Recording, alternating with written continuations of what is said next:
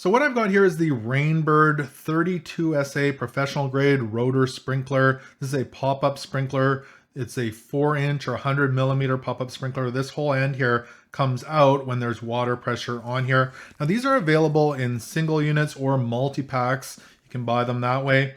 Now this one has a rain curtain spray with up to 32 feet of spray distance. So that's awesome on this small little sprinkler, as well as it's fully adjustable for the pattern back and forth from 40 degrees to 360 degrees. Now on the bottom here, it says we've got a 1/2-inch thread for threading into your sprinkler system. It's a female there. You can screw your connections right in there. So there's a 1/2-inch thread there on the bottom.